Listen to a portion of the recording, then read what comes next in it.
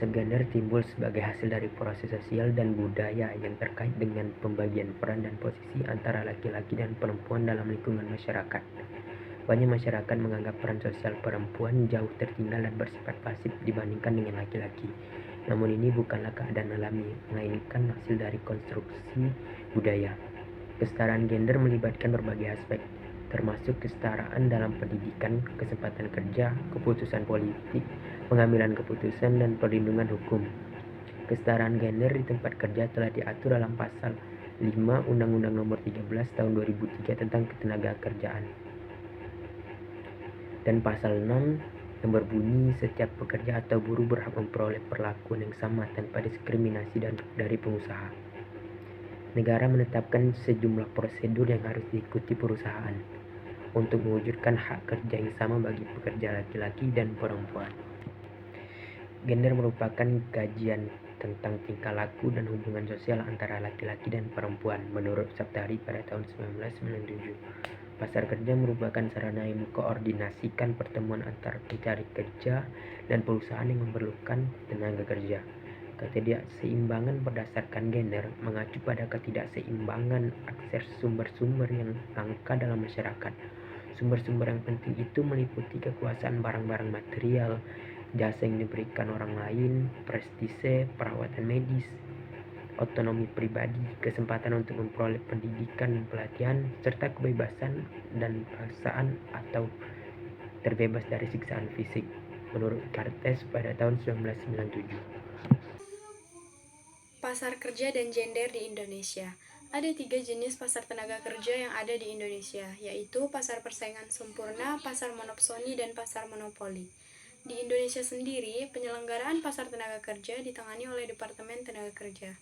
Perusahaan yang membutuhkan tenaga kerja dapat menyampaikan jumlah dan kualifikasi tenaga kerja yang dibutuhkan beserta persyaratannya ke Departemen Tenaga Kerja. Kemudian, Depnaker akan mengumumkan kepada masyarakat umum tentang adanya permintaan tenaga kerja tersebut. Dinamika gender dalam bingkai pemikiran Indonesia. Istilah gender populer di Indonesia sejak tahun 1990-an. Ketika itu, istilah gender yang diterima halayak dalam sebuah euforia pembahasan kaum perempuan disambut hangat oleh kalangan liberal. Namun sebaliknya dilihat sebagai ancaman oleh kalangan konservatif. Mereka yang pernah menjadi bagian dari masyarakat Orde Baru tentunya masih dapat mengingat dihadangnya gagasan emansipasi wanita oleh para penjaga budaya tradisional karena dianggap kebarat-baratan. Setelah memasuki era reformasi pun, gagasan kesetaraan gender mendapat penolakan keras dari kelompok garis keras Islam, meskipun di sisi lain semakin banyak pula kalangan yang mendukungnya.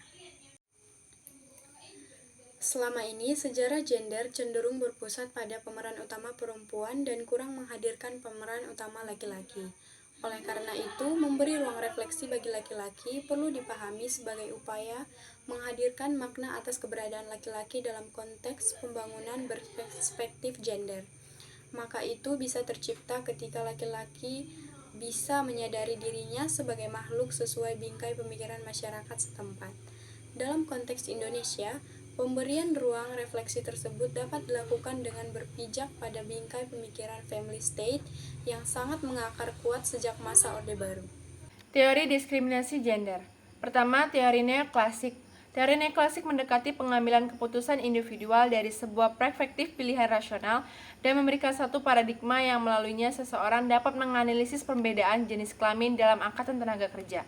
Teori neoklasik mengasumsikan bahwa pasar tenaga kerja diatur oleh prinsip-prinsip baku ekonomi mikro tentang optimisasi terbatasi oleh individu pekerja dan pengusaha dengan selera dan preferensi yang otonom. 2. Teori model manusia. Teori model manusia memberikan penjelasan untuk perbedaan gender dalam akses dan partisipasi pasar tenaga kerja. Fokus pada produktivitas komparatif pada pekerja, teori model manusia menyatakan bahwa produktivitas tenaga kerja dan penawaran dan permintaan tenaga kerja. Oleh karena itu, teori model manusia akan mengaitkan perbedaan dalam pola kerja laki-laki dan perempuan. 3. Teori feminis.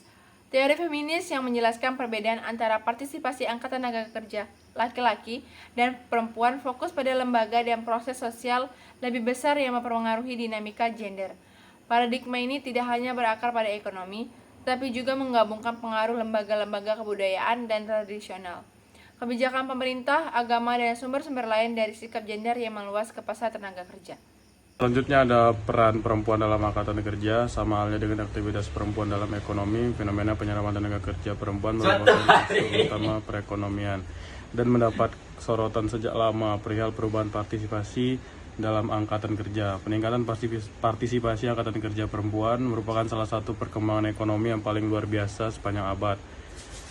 Meski pertumbuhan partisipasi tersebut tidak dimulai dari titik yang sama, namun tren positif mengalami peningkatan substansial dan berkelanjutan pada negara-negara yang makmur. Menurut Lagarde dan Ostri, pembangunan telah berperan signifikan dalam mengurangi hambatan gender, utamanya pertumbuhan sektor jasa yang membawa lebih banyak perempuan ke dalam angkatan kerja. Selanjutnya ada kesimpulan, yaitu ketidakseimbangan berdasarkan gender atau gender inequality mengacu pada ketidakseimbangan akses sumber-sumber yang langka dalam masyarakat. Sumber-sumber yang penting itu meliputi kekuasaan barang-barang material, jasa yang diberikan orang lain, prestise, perawatan medis, otonomi pribadi, kesempatan untuk memperoleh pendidikan dan pelatihan, serta kebebasan dari paksaan atau siksaan fisik.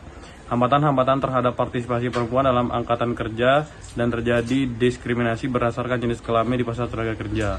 Literaturnya yang dikaji menampilkan beberapa hipotesis mengenai peran gender dalam pasar tenaga kerja.